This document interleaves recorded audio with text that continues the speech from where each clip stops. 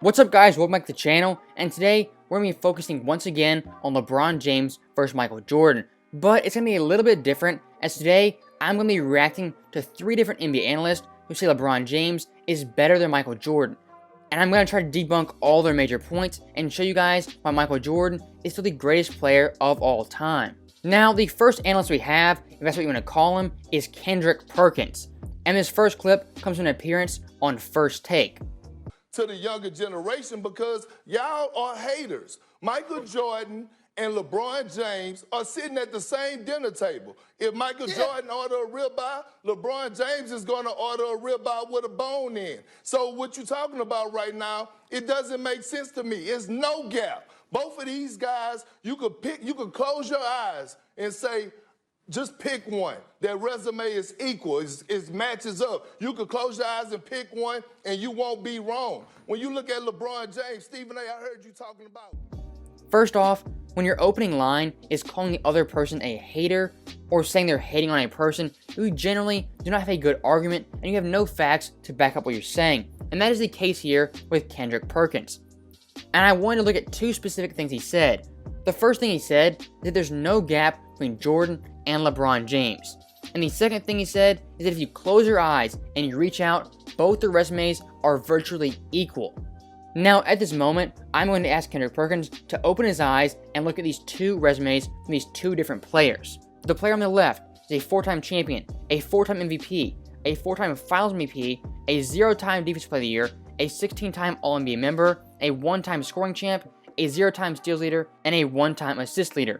The guy on the right, a 6-time champion, a 5-time MVP, a 6-time Finals MVP, a 1-time Defensive Player of the Year, an 11-time All-NBA member, a 10-time scoring champion, a 3-time steals leader, and a 0-time assist leader.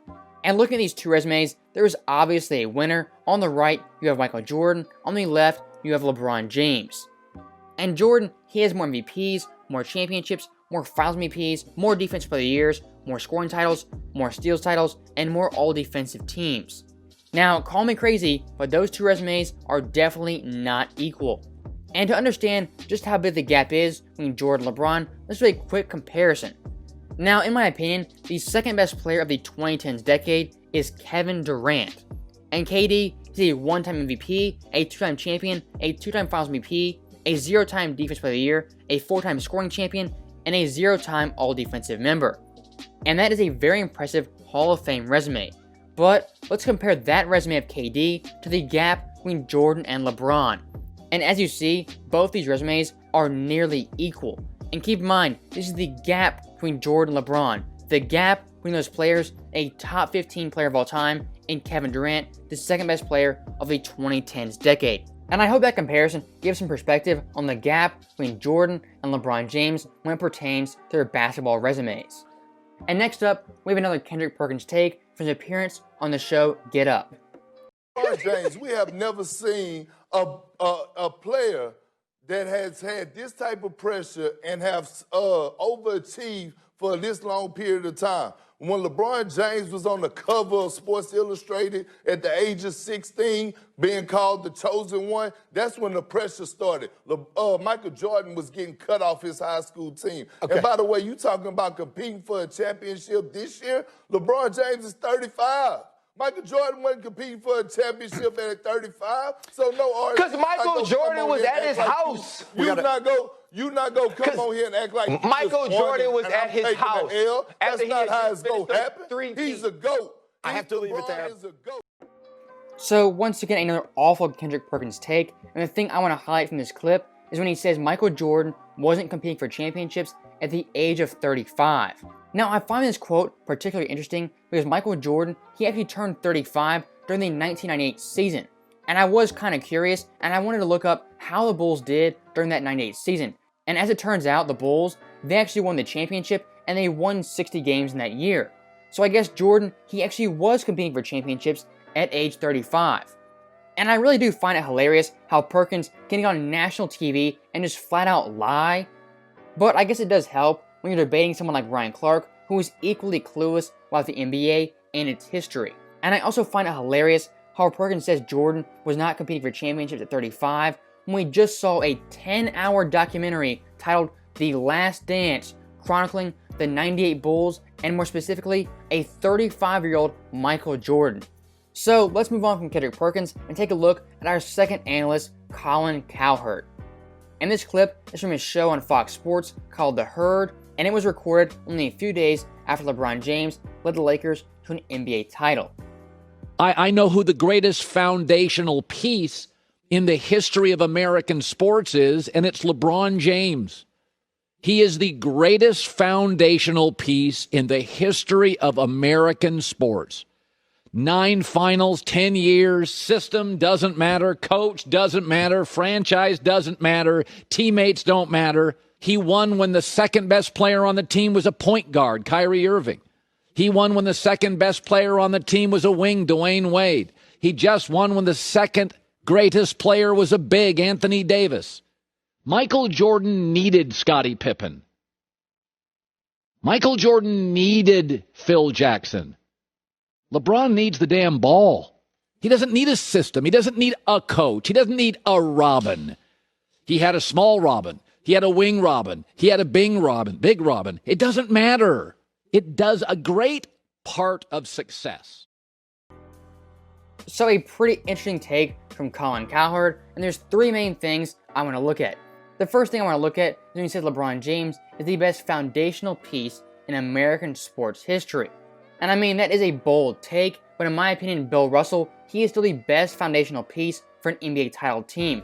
As in his career, the Celtics won 11 championships with him, they won 8 straight at one point, and before Bill Russell got there, they didn't even make the playoffs. In the first year he was with them, they won a championship. And the last year he was on the Celtics, they won a championship, and the very next year, they again missed the playoffs.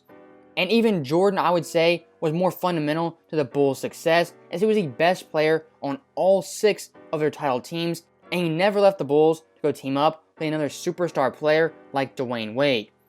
Now that brings me to my second point, as when Cowherd says that LeBron James, he doesn't need teammates, coaches, or basically anything, all he needs is the ball. And off the bat, that is 100% verifiably false. If LeBron James didn't need coaches, teammates, a front office, or anything, he would have never left Cleveland in the first place and gone to Miami to team up with D. Wade and Chris Bosh. And I don't know why LeBron fans always feel the need to downplay his teammates and his help, as every great player in NBA history has always had help. And in LeBron's case, he has played with some all-time great teammates. You have guys like Dwayne Wade, Chris Bosh, Anthony Davis, Kyrie Irving, Kevin Love. I mean, LeBron James, he's played with his fair share of talent, and just to throw that all away and say it was all LeBron James and that all he needs is the basketball, that is absolutely ludicrous and a terrible take trying to downplay LeBron's teammates. And the last thing I want to look at is when Cowherd says that Jordan, he needed Pippen and he needed Phil Jackson. And yes, that is true. Jordan, like every other player in NBA history, he needed good teammates to win championships. And I have no idea why that is so hard for people to comprehend, that all players need good teammates. But the thing Cowherd does, he uplifts Pippen and Phil Jackson, and he downplays the impact of guys like Anthony Davis, Eric Spoelstra, Dwayne Wade, Chris Bosh, Kyrie Irving, and Kevin Love. And that is a common tactic used by LeBron James supporters. Now, moving on from Colin Cowherd, we have another Fox Sports 1 analyst, and that is Nick Wright. And Nick Wright, he's one of the biggest LeBron James supporters, even bigger than Colin Cowherd and Kendrick Perkins. And here's one of his takes only a few days before LeBron James won his 4th championship ring. I posit that if LeBron James' career started in 2012 and you just erased the first 8 years, the 2 MVPs, the 2 finals appearances, all the points, all of it, if it was 2012 to now, he would still be the greatest player of all time. That just what he's done post-Mavericks is greater than anything anyone else has done in their careers combined. So let's take a look at a few things if we could. I mean, come on. Jeez. Nick Wright, another awful take. LeBron James, post-2012, saying that he would still be the greatest player of all time, that is absolutely a delusional take. And anybody with a functional brain obviously knows what Nick Wright just said is 100% not true. But let's make sure we debunk all of his points. So looking at LeBron from 2012 to 2020, he definitely has an impressive resume. But how does that stack up versus other players in NBA history? When you look at Jordan's entire career from 1984 till 2002, LeBron James' resume simply does not stand up to Michael Jordan. So that comparison alone, that proves that Nick's point is absolutely ludicrous. But let's take it a step further and look at Magic and Kareem's careers versus LeBron post 2012. And as you guys can see, LeBron's resume, it does not stand up to Magic Johnson or Kareem Abdul-Jabbar. So when Nick Wright says LeBron from 2012 to 2020, that is the greatest career of all time, that is easily debunked, and he isn't even top 3 if you look at 2012 to 2020 alone. I would have Jordan, Kareem, Magic, and probably even Bill Russell ahead of LeBron James when it comes to their overall resumes. So really nothing new with Nick Wright, as he once again has a horrible take regarding LeBron James as well as Michael Jordan. And as you'll see in this next clip, nothing is going to change with that. Age in it for this moment.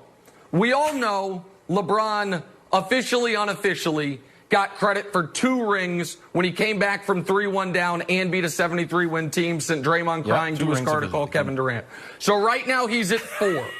Before the stoppage happened, the Lakers were playing their best ball of the season. They were healthy. The stoppage happens. They get, thrown off course. Giannis is able to get healthy. Other things happen that makes it harder. Then they lose Bradley. Yep. Now they've lost Rondo.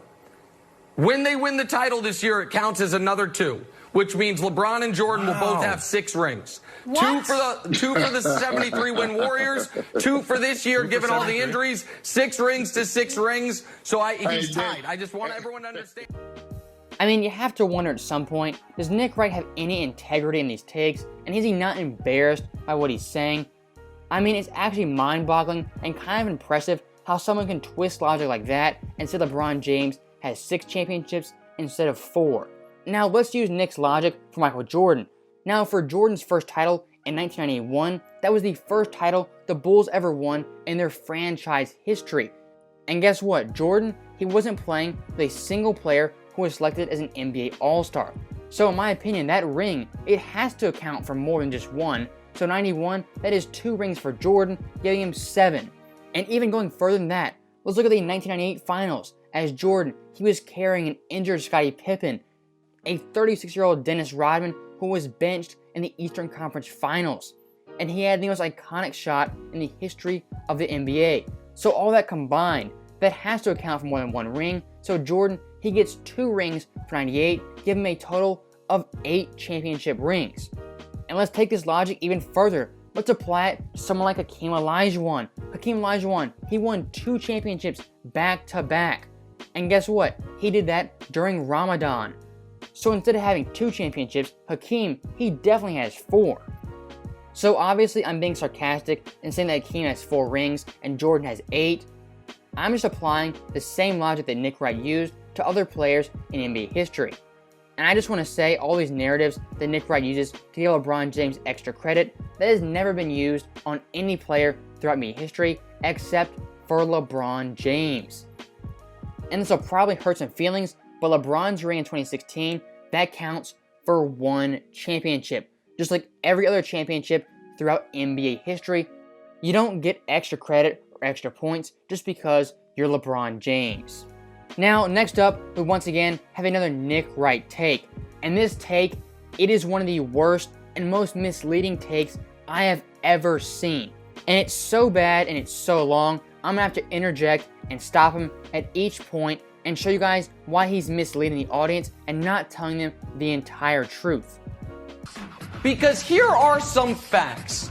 Before Scottie Pippen got there, a total and complete loser.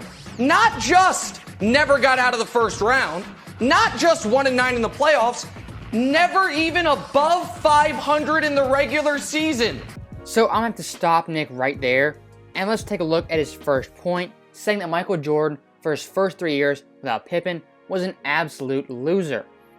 Now yes, Jordan in his first 3 years, he did not win much. He actually only won 1 playoff game versus the Sidney Moncrief Milwaukee Bucks. Now the one thing I find very interesting is that Nick, he has no hesitation in calling Jordan a loser for losing to teams like the dynasty Boston Celtics, who had 5 Hall of Famers. And if you want to see how biased Nick Wright is, whenever LeBron James loses in the playoffs, he always has a laundry list of excuses, but with Jordan, he makes no exceptions, even if he's only 20 years old and in his first 3 years. And one thing I want to point out quickly is the fact that people always say, Jordan, he couldn't win before Pippen got there. Now, this argument, it is particularly annoying because it's so easy and so quick to debunk. Pippen in his first year, he was a role player. He started 0 games with the Bulls. He wasn't the Rookie of the Year, and actually, he wasn't even the Bulls' best rookie. That was Horace Grant. And the first series that Jordan and Pippen ever played together, here's both their stats. Jordan, he averaged 45, 5 and 5 with 3 steals and 1.5 blocks. Pippen, he averaged 11 a game, 5 rebounds, 2 assists, 1 steal, and 1 block. Now, tell me with a straight face that Pippen is the reason the Bulls won that playoff series. Can I have point number 2, please? Larry Bird, the best player when he walked into the league. You know how many times Michael beat Larry in the playoffs? I don't mean in a series. I mean in a single playoff game. The answer to that is 0. So we'll go ahead and pause the clip right there, as that is Nick Wright's second point. And really, it kind of goes hand in hand with his first point, looking at Jordan's first 3 years in the NBA. Now, once again, look at the rosters of both these teams. The Celtics had 5 Hall of Famers. And in the 2 years they faced off against Jordan in the playoffs, they went 67-15 and 59-23. And once again, they had 5 Hall of Famers on the roster, and Jordan, he was playing with crackheads. And I do find it funny how Nick Wright, he wants to zero in on those first few years Jordan was in the NBA, but for LeBron, he doesn't want anything to do with those first 2 years. As in LeBron's first 2 years, he didn't even make the playoffs, compared to Jordan, who made the playoffs in each of his first 3 years. But wait, there's more. In Jordan's entire career, there were 3 super teams in the East: the Celtics, the Pistons, and the Magic. His career playoff series record against those 3 teams, 2-6. But against everybody else, 23-1. So let me step in right there, as Nick is saying that Jordan had a terrible record versus super teams of his era. And in the process, he ignores all the context surrounding that record. So let's use the same logic for LeBron James. LeBron James versus super teams in his era, he is 2-7 compared to Jordan, who is 2-6. And why do I bring that up? Because Nick Wright, he only applies his logic to Michael Jordan. He doesn't apply it to LeBron James, when in fact, LeBron has a worse record versus super teams than Michael Jordan did. Speaking of the East, which Chris Broussard mentioned in regards to LeBron James, once the Pistons were gone, do you know how many teams in the East, Jordan's entire title run, had more than 1 Hall of Famer? 1. The team Michael was on. He had Pippen, and then he had Pippen and Rodman. So once again, let me step in and correct Nick. Now, in the clip you just saw, he said that Jordan, he didn't face any great competition in the Eastern Conference once the Pistons fell off. Now, I find this funny because this contradicts his earlier point that Jordan, he lost the super team Orlando Magic. And what I find super interesting is that Nick, he calls that Magic team a super team despite them only having, yes, 1 Hall of Famer in Shaquille O'Neal. And using Hall of Famers alone to evaluate how good a team is, that is absolutely a terrible way to show how good a team is.